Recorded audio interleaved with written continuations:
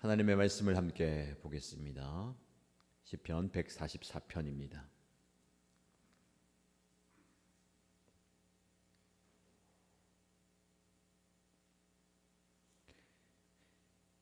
오늘 저와 여러분들이 함께 묵상할 말씀은 시편 144편입니다. 1절에서 15절까지 말씀을 같이 읽겠습니다. 나의 반석이신 주님을 내가 찬송하련다. 주님은 내 손을 훈련시켜 전쟁에 익숙하게 하셨고 내 손가락을 단련시켜 전투에도 익숙하게 하셨다. 주님은 나의 반석, 나의 요새, 나의 산성, 나의 구원자, 나의 방패, 나의 피난처, 뭇백성을 나의 발 아래에 굴복하게 하신다. 주님, 사람이 무엇이기에 그렇게 생각하여 주십니까? 인생이 무엇이기에 이토록 생각하여 주십니까? 사람은 한낱 숨결과 같고 그의 일생은 사라지는 그림자와 같습니다. 주님, 하늘을 낮게 들이우시고 내려오시며 산들을 만지시어 산마다 연기를 뿜어내게 하십니다. 번개를 번쩍여서 원수들을 흩으시고 화살을 쏘셔서 그들을 혼란에 빠뜨려 주십시오. 높은 곳에서 주님의 손을 내미셔서 거센 물결에서 나를 끌어내시고 외적의 손에서 나를 건져 주십시오. 그들의 입은 헛된 것을 말하며 그들이 맹세하는 오른손은 거짓으로 속이는 손입니다. 하나님, 내가 하나님께 새 노래를 불러드리며 10줄 검은 고를 타면서 하나님을 찬양하겠습니다. 왕들에게 승리를 안겨주신 주님, 주님의 종 다윗을 무서운 칼에서 건져주신 주님, 외적의 손에서 나를 끌어내셔서 건져 주십시오. 그들의 입은 헛된 것을 말하며 그들이 맹세하는 오른손은 거짓으로 속이는 손입니다. 우리의 아들들은 어릴 때부터 나무처럼 튼튼하게 잘 자라고 우리의 딸들은 궁전 모퉁이를 장식한 우아한 돌기둥처럼 잘 다듬어지고 우리의 곳간에는 온갖 곡식이 가득하고 우리가 기르는 양떼는 넓은 들판에서 수천 배, 수만 배나 늘어나며 우리가 먹이는 소들은 살이 찌고 낙태하는 일도 없고 잃어버리는 일도 없으며 우리의 거리에는 울부짖는 소리가 전혀 없을 것이다. 이와 같은 백성은 복을 받은 백성이다. 주님을 자기의 하나님으로 섬기는 백성은 복을 받은 백성이다. 아멘. 오늘도 하나님께서 주시는 말씀의 은혜가 여러분의 삶 가운데 차고 넘치기를 축복합니다. 우리가 함께 묵상할 시편 144편, 다윗이 지은 시입니다. 우리가 잘 알듯이 다윗은 왕이지만 끊임없이 전쟁과 위협 속에서 살았습니다.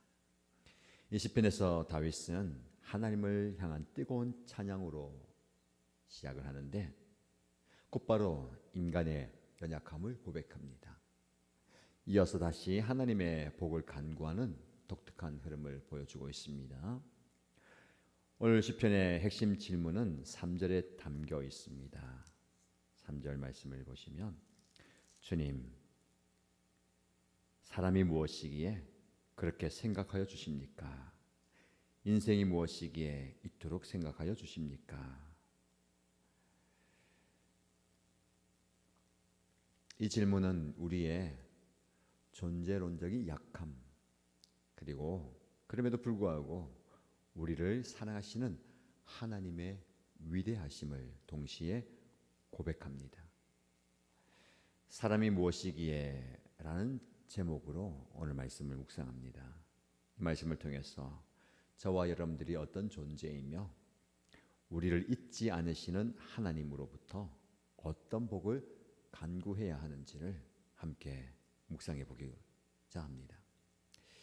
1절에서 2절 말씀 보시면 나를 무장시키는 위대한 하나님을 만나게 됩니다. 다윗은 말씀드린 것처럼 감사와 찬양의 노래로 이 시를 시작합니다. 1절, 2절 말씀 보시면 나의 반석이신 주님을 내가 찬송하련다. 주님은 내 손을 훈련시켜 전쟁에 익숙하게 하셨고 내 손가락을 단련시켜 전투에도 익숙하게 하셨다. 주님은 나의 반석, 나의 요새, 나의 산성, 나의 구원자, 나의 방패, 나의 피난처, 뭇백성을 나의 발 아래에 굴복하게 하신다. 여러분, 다윗은 왕이며 전사였습니다. 그는 자신의 전쟁 기술, 용맹함을 뽐낼 수 있을 만한 사람입니다. 그런데 그는 하나님이 자신에게 싸움을 가르치신 분이다라고 고백합니다. 하나님은 더 나아가서 자신의 반석이시며 요새이시고 산성이고 구원자, 방패, 피난처, 뭇 백성을 나의 발 아래에 굴복시킨 분이다 라고 고백합니다. 한마디로 하나님이 자신을 무장시켜서 승리하게 하신 분이다라는 것을 선포합니다. 여러분, 우리의 삶도 영적인 전쟁터입니다. 우린 각자 치열한 영적 싸움을 싸우고 있습니다. 세상의 유혹에 맞서 싸우고요. 우리 마음에 있는 불안과 염려와 걱정과도 싸웁니다. 혹은 두려움이 우리 싸움의 대상일 때도 있습니다. 매일 이렇게 싸웁니다. 이때 우리가 나의 힘과 나의 능력을 의지해서는 안 됩니다. 다윗처럼 우리는 나에게 싸움을 가르치시고 전쟁을 익히게 하신 분이 오직 하나님이다라는 것을 인정해야 됩니다. 우리의 강함은 우리의 능력에서 나오는 것이 아닙니다. 나의 반석이신 주님께 피하는 것에서부터 온다라는 사실입니다.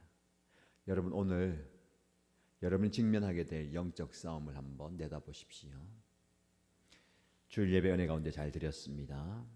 당장 우리의 삶의 자리에 들어가면 치열한 영적 싸움이 우리를 기다리고 있을 겁니다.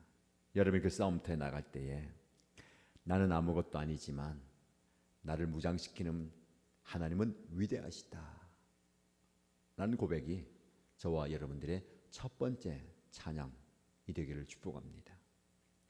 여러분이 한번 물어봅니다. 나는 나의 삶의 싸움, 영적 싸움, 가정에서, 직장에서, 삶의 현장과 사역의 현장에서 그 영적 싸움을 나의 힘과 나의 능력으로 이기려 하고 있습니까?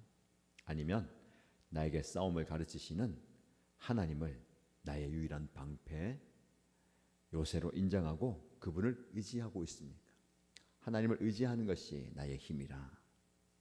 하나님께서 싸울 힘을 주시고 때로는 우리보다 앞서서 대신 싸워주시는 영적 싸움의 승리를 경험하는 저와 여러분 되시기를 축복합니다.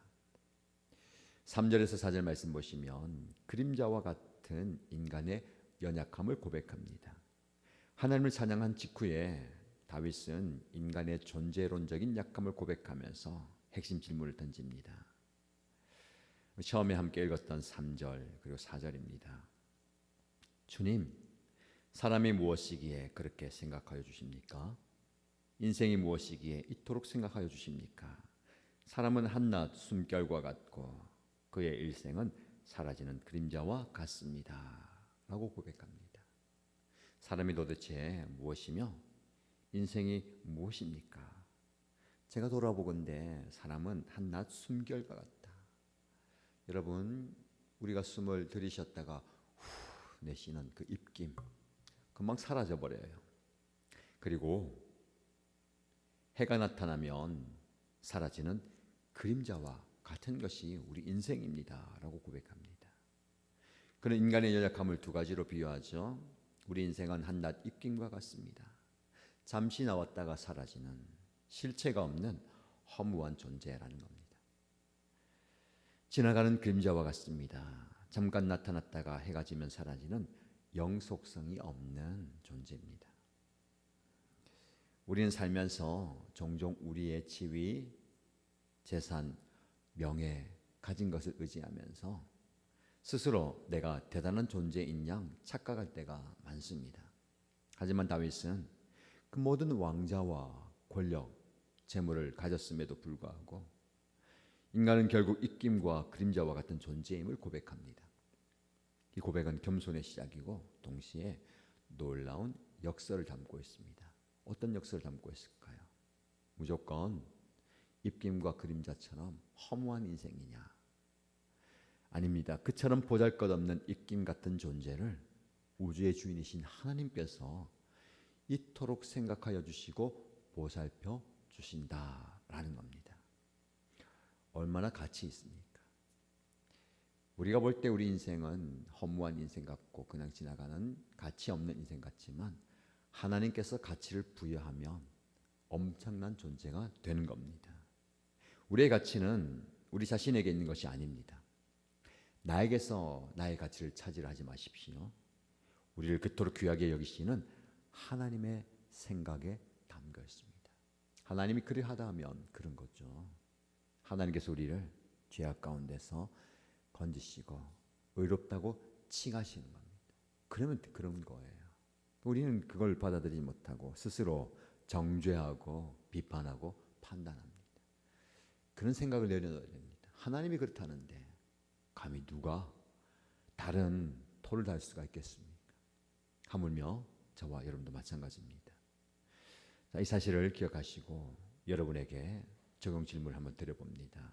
나는 나의 존재가 한낱 입김과 지나가는 그림자 같음을 진심으로 인정하고 있습니까? 그럼에도 불구하고 나를 이토록 사랑하고 보살피시는 하나님의 은혜에 진심으로 감사하고 겸손해하고 있습니까? 오늘 하루 입김과 그림자와 같은 인생을 붙드시는 하나님, 그 하나님의 손길을 깊이 경험하시기를 주님의 이름으로 축복합니다. 마지막 7절에서 15절 말씀 보시면 복된 삶을 위한 구체적인 간구의 기도가 나옵니다. 인간의 연약함을 고백한 다윗은 이제 하나님께 구체적으로 복을 구합니다. 이 복은 단순히 개인의 안위, 개인의 번영만이 아닙니다. 이스라엘 공동체의 안정과 번영을 위한 복이었습니다. 다윗은 하나님께 적들로부터 구원해달라고 간구합니다.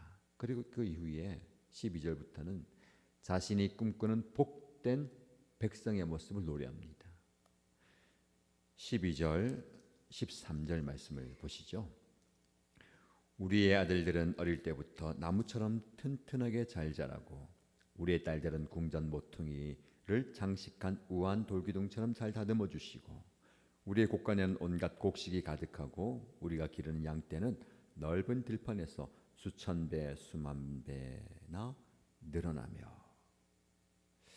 이것은 단순히 물질적인 풍요를 넘어서는 겁니다. 특별히 다음 세대가 견고하게 성장하고 공동체의 모든 필요가 채워지고 평화가 넘치는 삶을 꿈꾸는 겁니다. 다윗은 스스로 이 복을 쟁취하려고 하지 않습니다. 하나님의 구원과 하나님의 도우심을 통해서 얻어지기를 간구합니다. 굉장히 중요한 통찰이 여기서 발견할 수 있습니다. 내가 쟁취하는 게 아니고 하나님께서 주시는 거예요. 그래서 우리는 하나님께 구하는 겁니다. 하나님 평화를 주시고 번영을 주시고 다음 세대들이 잘 살 수 있는 상황과 환경을 주십시오라고 기도하는 겁니다. 마지막 15절이 이 모든 간구의 결론입니다. 이와 같은 백성은 복을 받은 백성이다. 주님을 자기의 하나님으로 섬기는 백성은 복을 받은 백성이다. 아멘입니다. 여러분, 우리가 하나님께 구해야 할 복 중에 진짜 복은 무엇일까요? 나의 성공을 위한 것이 아니라 다음 세대의 견고함과 공동체의 평안을 구해야 합니다. 이 모든 복의 근원은 오직 하나입니다. 그것은 주님을 우리의 하나님으로 모시는 겁니다. 여러분, 우리가 상황적인 복을 많이 봅니다. 좀 편안한 삶, 안락한 삶, 좀 번성하는 삶, 다음 세대에게도 그걸 좀 물려주려고 하잖아요. 그래서 애를 쓰고 좋은 환경을 만들어 놓으려고 하는데 아무리 좋은 환경이어도 그들이 하나님을 주인으로 모시지 않으면 그 모든 것이 소용이 없습니다. 우리도 마찬가지입니다. 우리는 하나님께 집중해야 됩니다. 하나님이 주시는 복이 아니라 하나님을 구해야 되는 거죠. 오늘 15절 말씀을 계속해서 묵상하십시오. 이와 같은 백성은 복을 받은 백성이다. 주님을 자기의 하나님으로 섬기는 백성은 복을 받은 백성이다. 다른 어떤 것을 다 소유한다 한들 하나님을 주인으로 모시지 않으면 그 모든 것이 무슨 소용이 있습니까? 그 모든 것을 다 잃어버린다 한들 하나님을 자기의 주인으로 모시는 백성은 복받은 백성인 줄 믿습니다. 특별히 우리 다음 세대 자녀들을 위해서 우리가 많이 기도합니다. 좋은 환경과 좋은 상황을 물려주는 것보다 중요한 것은 그들이 하나님을 주인으로 모시는 백성이 되어야 됩니다. 여러분의 가정에서 여러분 가정이 하나님을 주인으로 모시는 가정 되시길 축복합니다. 우리 공동체가 하나님을 주인으로 모시는 공동체가 되므로 그것 자체의 복을 우리가 누리는 귀한 은혜가 있기를 축복합니다. 적용 질문 드립니다. 나는 나의 가정과 공동체를 위해 다음 세대의 견고함과 평안한 삶과 같은 구체적인 복을 간구하고 있습니까? 내 삶의 가장 큰 행복이 세상적인 소유가 아닌 주님을 나의 하나님으로 모시는 것임을 고백하고 있습니까? 주님을 나의 하나님으로 고백하십니까? 이미 여러분들은 가장 큰 복을 받은 존재입니다. 그 복을 오늘도 누리시고 그 복을 나누어 주는 저와 여러분 되시기를 주님의 이름으로 축복합니다.